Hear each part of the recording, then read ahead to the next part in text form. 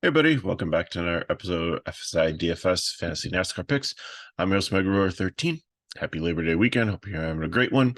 Third and 500, start of the playoffs. Really great iconic race. So let's get into the breakdown here. So lots of laps here. It's definitely a shorter track, high tire wear track. So 367 laps, there will be some dominator points. So starting on the pole, Christopher Bell. Cool thing about the pole at Darlington is it gives you number one pit selection. If you take the number one box, it is probably the biggest pit advantage in NASCAR because it's so close to the end of pit road that you can just pretty much gun it and go. Second pit stall if there's nobody in front of you too. So like this is a very, very important race for pit selection to be able to just pretty much get right back on that track and not have to worry about like pulling out and getting up to not like speeding on pit road. So and the other thing when we talk about Christopher Bell, we talk about that his pit crew has failed him most of the year. Well, I do believe that they have switched with Ty Gibbs and they have his pit crew, which was phenomenal this year because he's in the playoffs and Gibbs is not. So really like Bell here. Was number one overall in practice, fifth in long run speed. And if you look at the kind of the over here, what I did was I took the Darlington average running position where they finished last time, Auto Club, which is another high tire wear track that they ran on this year, and then where they rank on tire wear track. So even though he doesn't rank great on tire wear tracks, and even though he didn't finish it where he ran, I think he will do really well here. I like his price compared to some of the other early dominators up here. So definitely will be considering playing some Bell and cash. Hamlin also, but you're paying 1,600 more for him, and that could make or break your lineup here. Just have to see how you feel about the other guys that you get in.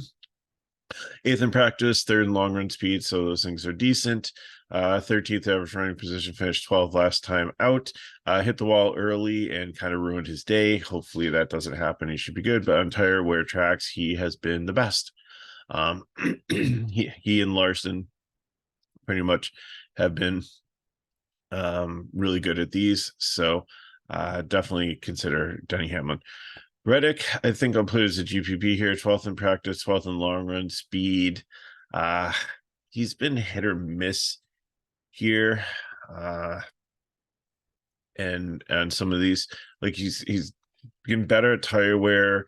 But he runs a high line, which can get you at Darlington stripes. So I think I like him here. I think I'll definitely play him in some tournaments, but I don't know if I can play him cash.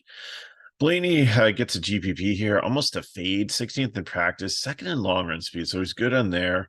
Finished 9th last time out, okay on tire wear tracks, but I don't know. I just think there's so many other better drivers here at this track that I don't know if I'll have much of a share of him. I just don't think that this is he could be sneaky, definitely. But I don't know. I don't think I'm going to have a ton of here. Kozlowski, like for $100 more, 10th in practice, 9th in long run speed, 6th average running position. He finished 4th.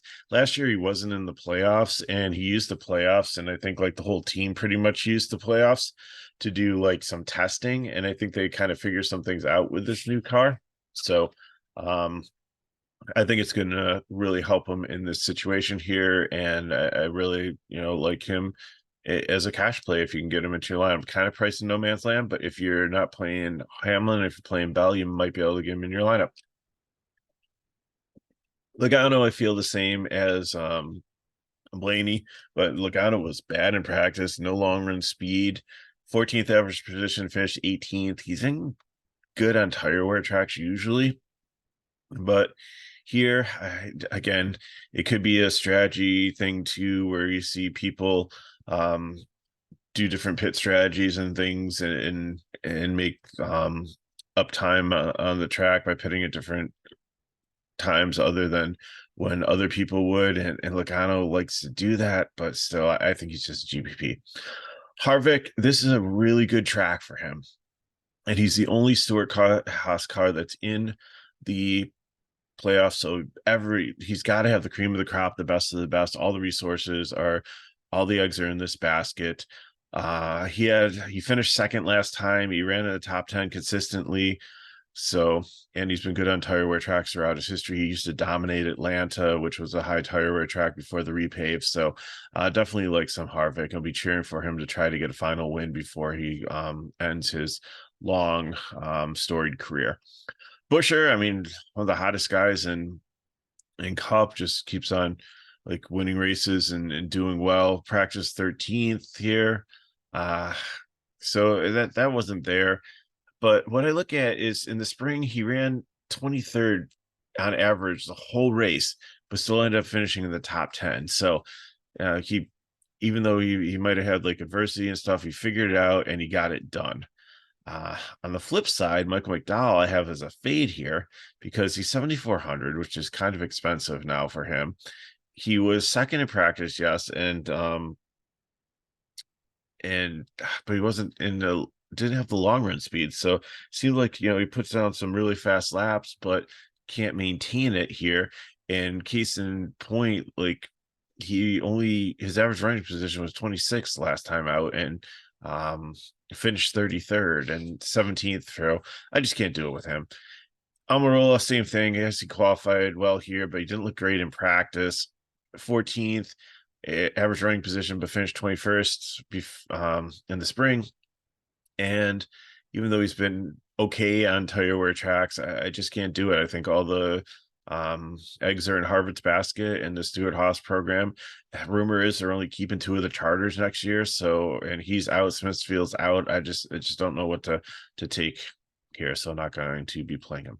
Kyle Busch hit the wall in practice, I believe, broke a toe link, so he's got to go to the back of the field. So even though he's great on tire wear tracks and he finished 7th last time after running in the top 5 most of the race and had really good long run speed here, he's going to be risky because he's going to need to cut his way through the field. We've seen cars do that, like Truex spun out a couple times and had to cut away his way through the field a couple times in the last race. So it is possible if you know what you're doing, if you're good at managing tires and stuff. But because he doesn't have the floor for cash, dropping all the way down, having to go through the field again to get back up here, it's got to be a GPP.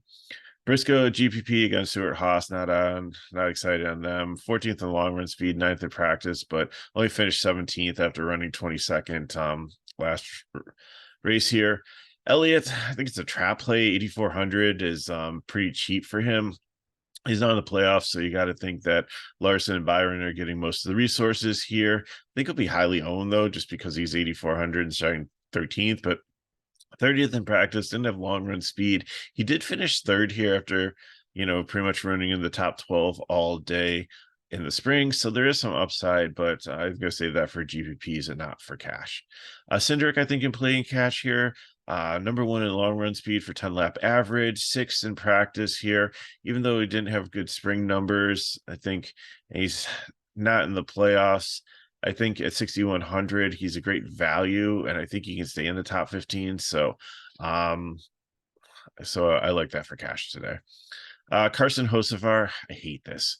He is a great driver. Of course, this Legacy Motorsports car is the one that Gragson was in and didn't have speed and had some mechanical issues and caught on fire and broke down a couple times. So, but I just wish he didn't qualify this far forward. He would have been great value play. Ren's well here in the Truck Series, so but I got to put him in the fade. I can't play him starting this far forward. Same thing with Allmendinger, not his type of track. Colleague, I don't know what they're going to do. It's probably going to be experiment mode for the 2 of them. Like Haley's not going to be back in the car, and AJ will be, but I think they need to figure out some things for next year. So they're going to swing and miss, and maybe they hit a home run, maybe they don't. But I can't play it in cash, or I think it's starting 16th overall. Gibbs, like if his pit crew did go to Bell, he's less appealing here. He's getting better on tire wear tracks, but nothing really pops here. 7,200. If he's last guy in your GPP, that's fine, but he might be a fade.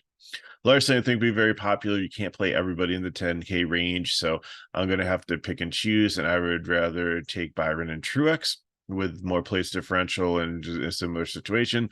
The lady in black at Darlington has not been kind to him. He's finished like 3rd, like or second like 2 or 3 times here. So he's been the bridesmaid lot, has never won here. So, he's got that going for him. But just this whole season and at this track, he's just been so up and down. I think you can play him in cash, but I don't trust him as a prime play.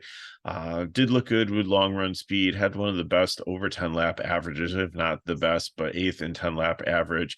Averaged top 10 in the eighth position pretty much in spring, but the 20th for a finish. So, again, ran into some trouble. Bubba Wallace is a great play here in this price range here. Starting 20th, has a lot of upside. Fifth in practice, 11th in long run speed, top 10, finished fifth last time, getting better on tire wear tracks in the playoffs. So I really like Bubba here at 8,200. Jones, I think he'll have high ownership just because, but he's not in the playoffs. This car's been slow. Like finished 25th last time. I just, or 34th last time.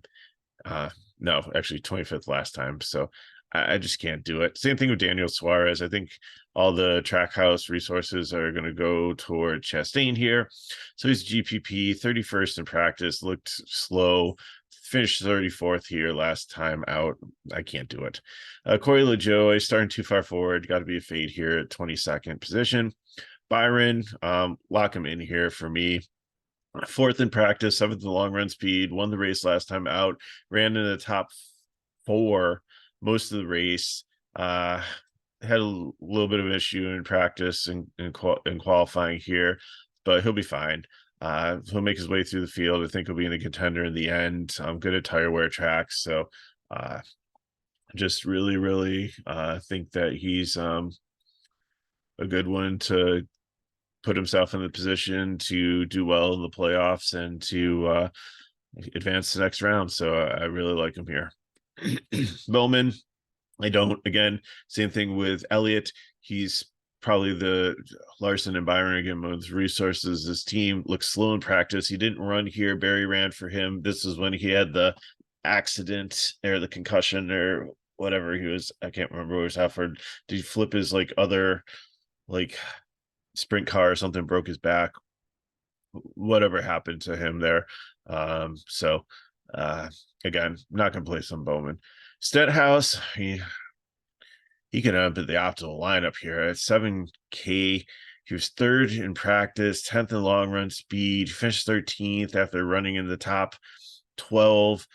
He's not bad at tire wear tracks. I know we don't like playing Ricky Stenhouse, but he's not as volatile as he used to be. He's matured a lot in his driving. He's actually been solid. He's won a couple races this year, even though if you say it's luck, he still was in position to have the car whole at the end to be able to cross the finish line first. Not saying he's to win this race, but I think there's a ton of upside here for him at 7K. Ty Dillon's a fade, starting too far forward, finished 27th last time. Not interested. Ross Chastain, I think people play him in cash because there's a lot of place differential here, and we saw we did in playoffs last year.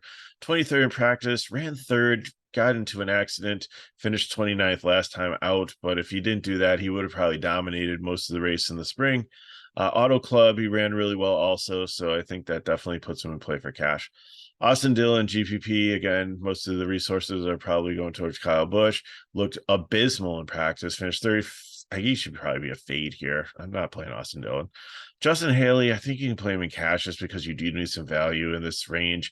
And 20th in practice isn't bad. Finished 8th, so that just shows me that, whether it be pit strategy or something, his average running position was 22.4.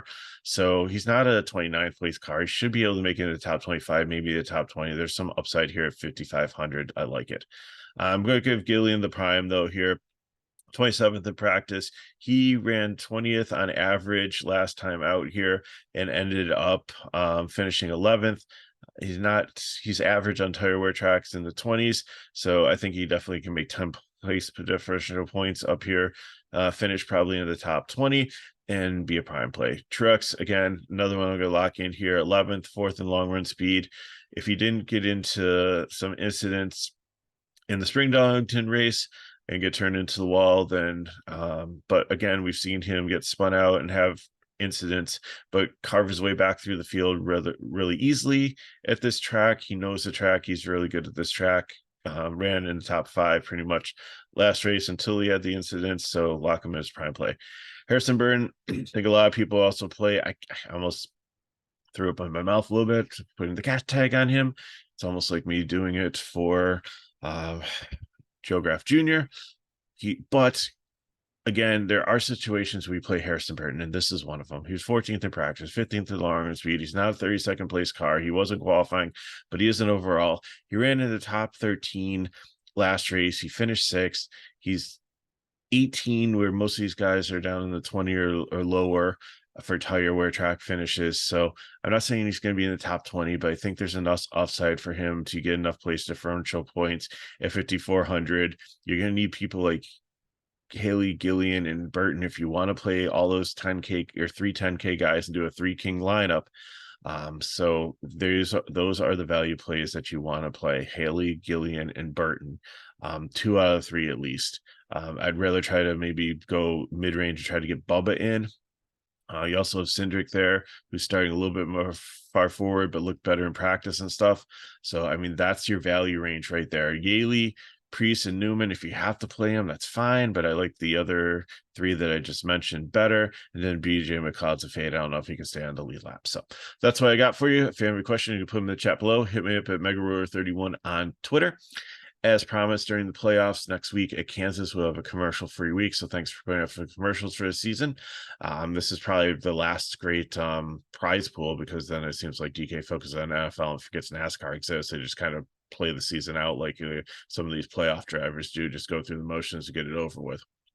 So, which is unfortunate because, it's the playoffs. It's an exciting time for them, and I just wish maybe it'll be different this year. So I'm just speculating based on previous years. So if you want more information on FSI DFS, you can go to our the description video, and it gives you the link to our Discord and to our website to sign up for any packages you might be looking for. We still have I believe we still have the discount on this NFL season package there. And then finally, if these videos help you, you've already helped by watching it, but if you want to help us a little bit more, then like the video, subscribe to our channel. Over half of you who watch this every single week aren't subscribed. So the benefit of subscribing to our channel is it doesn't cost you anything. It just will put our videos in your algorithm, and it'll let you know. You can turn on the notification like when these videos drop, so you'll know, you don't have to go searching for it. It'll be right there for you. So just another thing that kind of helps us out. Also, and I was just hoping to get that last like 80 people that we need to get to 4,500 by the end of the year. Still possible. We'll see what happens there.